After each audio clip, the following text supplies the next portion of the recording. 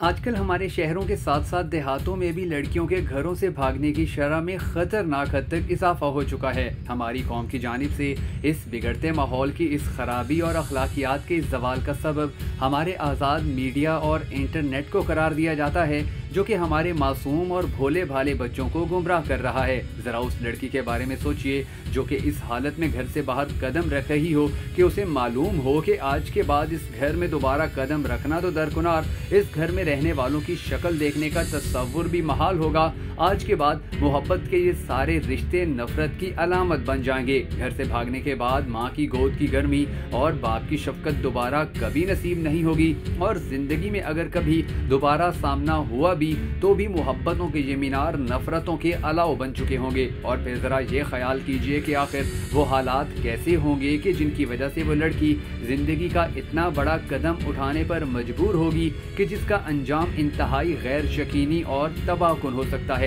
यकीनन हम में से कुछ लोग कहेंगे कि जवानी का दौर ही ऐसा होता है जिसमें इंसान किसी एक चीज पर अपनी तवज्जो मरकूज करता है और नताइज से बेपरवाह होकर बड़े से बड़ा कदम उठा जाता है। मगर रुकिए और सोचिए कि गलती, गुनाह और जुर्म में दरअसल फर्क होता है। अक्सर नौजवान लड़कियां इसलिए घरों से भागती हैं कि उन्हें यकीन होता है कि उनके घर में उनकी ख्वाहिशात या उम्मीदें हरगिज पूरी नहीं होंगी, और घर वाले वो ख्वाहिशात या उम्मीदें इसलिए पूरी करने से इनकार करते हैं क्योंकि उन्हें यकीन होता है कि औलाद का ये फैसला गलत है, मगर गलत होना गुनाह या जुर्म होने की दलील नहीं हुआ करते। फर्ज करें एक लड़की अपनी मर्जी से शादी करना चाहती है तो उसके वालिद की नज़र में उसका फैसला गलत तो हो सकता है, मगर हमारा मजहब और कानून उसको पूरा हक देते हैं कि वो अपनी पसंद से शादी करे। हम अपने घरों में ऐसा माहौल पैदा कर देते हैं कि जिसमें बच्चों और ख़ास तौर पर लड़कियों को यकीन होता है कि उनकी जायज़ ख्वाहिशात के जिनका हक उन्हें मजहब और कानून ने दिया है वो कभी पूरी नहीं होंगी। अब ये ख्वाहिशात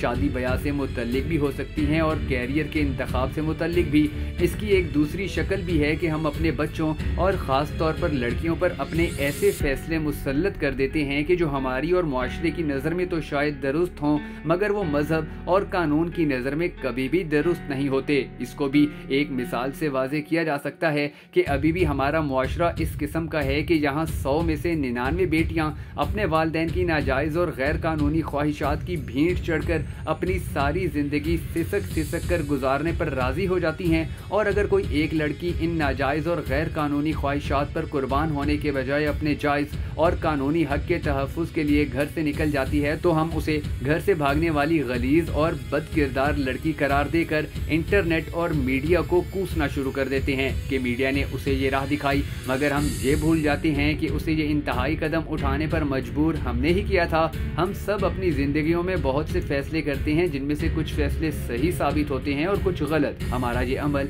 सारी ज़िंदगी जारी रहता है। बूढ़ी उम्र में भी आकर बेशुमार लोग गलत फैसले करते हैं क्योंकि आमतौर पर हमें अंदाज़ा ही नहीं होता कि हमारे फैसले के क्या नताइज होंगे। गोया सही या गलत फैसलों का उम्र से ताल्लुक तो है, मगर इतना ज़्यादा नहीं जितना हमने समझ रखा है। आखिर हम अपने बच्चों को ये हक देने पर क्यों आबादा नहीं होते कि वो अपनी ज़िंदगियों के फैसले खुद करें और इसमें सही या गलत होने के इम्कान की जिम्मेदारी भी उठाएं। इससे भी बदतर सूरत हाल वो होती है जिसमें हम अपने बच्चों की ख्वाहिशात को इसलिए मुस्तरद नहीं करते कि उनका ये फैसला सही या गलत है, बल्कि इसलिए रद्द कर देते हैं कि उनका फैसला हमारी रसूम, रिवायात, रिवाजों या जाली मयारात के खिलाफ होता है। वो इस्लाम और कानून की नज़र में दुरुस्त ही क्यों ना हो, हम उसे बुरी तरह रिजेक्ट कर देते हैं। बरादरी से बाहर शादी न करने की रिवायात हों या अपने से मुआशी और समाजी लिहाज से कमतर तबकात में शादी करने से इनकार, दोनों ही इस्लाम और कानून की नज़र में गलत हैं। तो जुर्म हम करें और तवक्को ये करें कि इन जराइम की सज़ा हमारे बच्चे और ख़ास तौर पर बेटियां हंसी खुशी भुगतें,